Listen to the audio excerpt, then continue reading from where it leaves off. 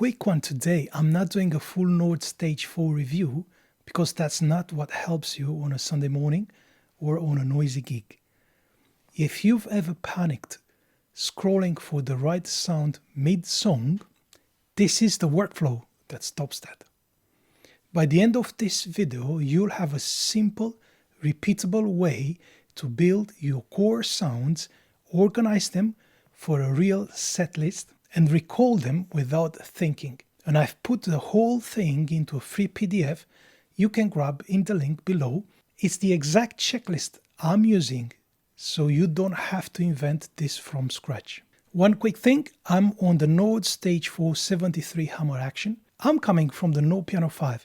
I'm keeping it, but I wanted the stage workflow for live playing. So let's talk about the real problem. The problem isn't, does it sound good? It does. The problem is, live, you don't get extra time.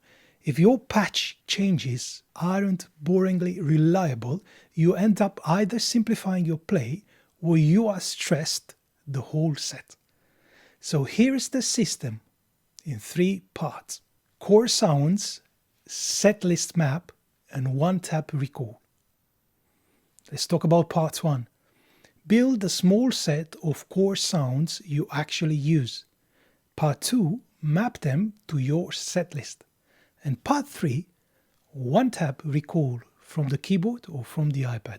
Let's do worship first because that's the most of you. For worship, I'm usually rotating around 3 foundations. A piano that sits in the mix, a pad that supports without washing everything, and an organ layer for lift. Now here's the key. I don't build 30 different sounds. I build a handful that work across songs, then I store variations as scenes or programs so I can get to them instantly. And here's where the iPad becomes the cheat code. I'm using forScore because most worship teams are already on charts. So I want this. When I open a chart, the Nord jumps to the right sound automatically. Let me show you the setup once, then you can repeat it forever.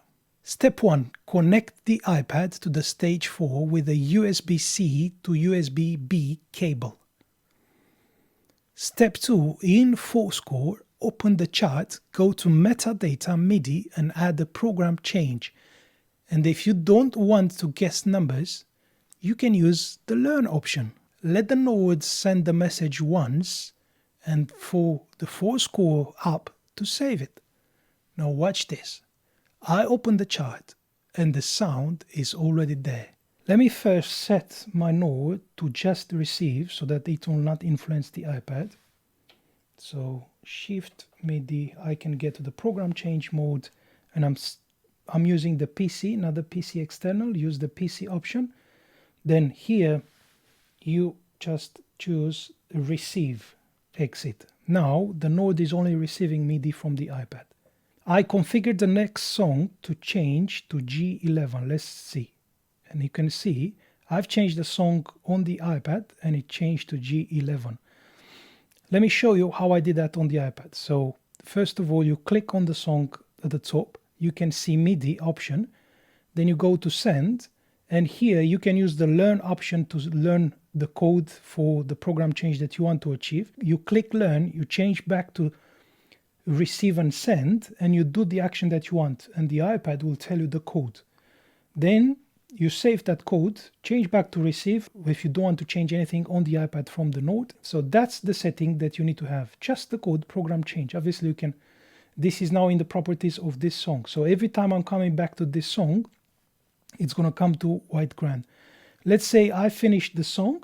Now I'm moving to the next one. It goes to the next G12. So, and I will show you exactly how that pans during the worship.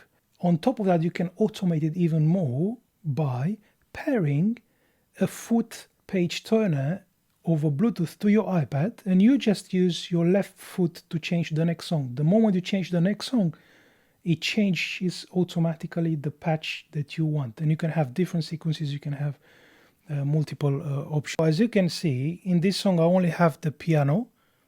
Then in the next song I have pads and also an EP to give me more fullness. So let's go one more time through the steps.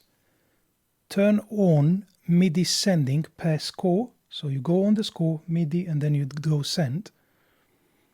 Open the PDF chart, open the meta, go to the MIDI, add a command. In this case, it's going to be program change or bank select as needed. Save it as a preset if you will reuse it. forScore's metadata panel lets you assign MIDI commands to a score and send a list of commands every time that score opens. Now, I've shown you how to do it twice. That's the worship win. Less scrolling, less stress, and more playing.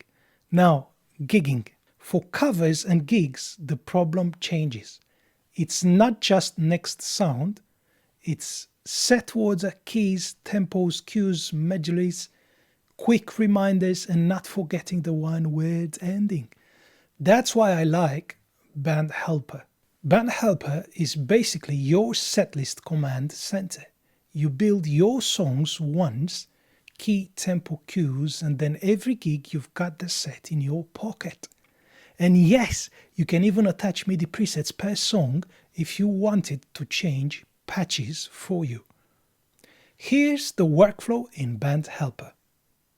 First, create your MIDI presets, then create your songs, assign the desired MIDI preset per song, then create the setlist with the desired songs. Make it automatic on Song Select, go to Settings, Up Control, tap Add an action, choose MIDI and set MIDI to Layout Actions, Song Selection. Save it. Let's see it in action. First, you need to connect the cable, the USB-C to USB-B to the Node. Then go to MIDI devices. You make sure your BandHelper can see the Node 4. I've already done all of this. Then you go to MIDI presets and create your presets. In my case, as you can see here, I've already created a program change. In my case, I've added a command for program change. It's going to change to 3-1. Obviously, you can do more actions, so you can do different actions. You can have delay between them as well. But for now, I'll keep it simple and I'll save this. I've added another preset. In this case, I'm changing to the program before that, so it's the 3-0 instead of 3-1. Now that I have the presets, I go and attach them to the songs that I want. So when you go and you configure your song, there's going to be an option for MIDI presets. You just add your created preset, and I've done the same for the preset too. Let's start the playlist. So I'll show you now how it works in real time. So let's start the playlist. I've started the playlist. The moment I click on the first song, it changed to White Grand, which is my G11. Now imagine I've been playing this song and I need to go to the next song. So now I'm going to the next song and you can see it changed now to G12, which is the preset that was configured for it. So this is the same outcome, the same desired outcome, but now with BandHelper. I'll show you where you can set your triggers for when going to the next song. So settings, then choose up control, and in the up control you can add an action. In my case, the action is send MIDI for song select or song auto selection. That's why when I'm changing the song is actually also sending the command to the node to change the program. So one more time the workflow for BandHelper. First, create your MIDI presets, then create your songs, assign the desired MIDI preset per song to each song, then create a set list with the desired songs for the gig. In order to make it automatic on Song Select, go to Settings, Up Control, tap Add, add an action, choose MIDI, send MIDI to Layout Actions, and choose Song Selection. Don't forget to save. BandHelper may seem more complex, while at the same time gives you more flexibility and customizations opportunities. You can trigger multiple MIDI commands per song with a delay between each command, so you can be very creative. So your gig flow can be tap next song, see the cue, and your rig stays in sync. Since you can sync the BandHelper with everyone's You can be very creative in configuring different presets for different people. Let's say for the second key, and then the MD changes the songs for the next page, and everything changes for everyone in the band. So there are multiple ways you can become very creative with the BandHelper. forScore is what I would use when charts are the main thing. BandHelper is what I would use when the whole gig workflow matters. Please mind that BandHelper pricing is subscription based, at least as of today. Now, quick upgrade notes, because I know people will ask. If you're coming from a Node Piano 5, you are not replacing it. The Piano 5 is brilliant at being a piano first board. Everything you've seen here today, exactly the same, works on Piano 5. Stage 4 is about performance workflow. Organ, synth, layers, and speed on stage. If you're coming from a stage 3, the stage 4 is a different feel in how fast you can build and control layers live. The panel layout and performance features are the headline. I'll do a deeper comparison in a separate video if that's useful. Now, the free PDF. It's called Node Stage 4 Setlist Survival Kit. Worship plus gigging. Inside you get the exact checklist to set up the iPad connections, my simple naming system so your setlist stays clean, a worship template and a gigging template, and the no sound mode workaround, so you're not stuck trying to force the keyboard into a workflow it wasn't built for. If you want it, grab it from the link in the description. It's free. You'll get it by email instantly once you have confirmed your email address. And please tell me in the comments, what are you using right now? forScore, Worship Band, BandHelper, or something else? What is it that you're using as an app for your gigs or Sunday mornings? Next video, I'm considering going deeper on the survival kit and show a full setlist build from scratch. Would that be useful? Let me know in the comments. If you found this video relevant, like and subscribe, because we're going to make this board generally easy to live with. See you next time.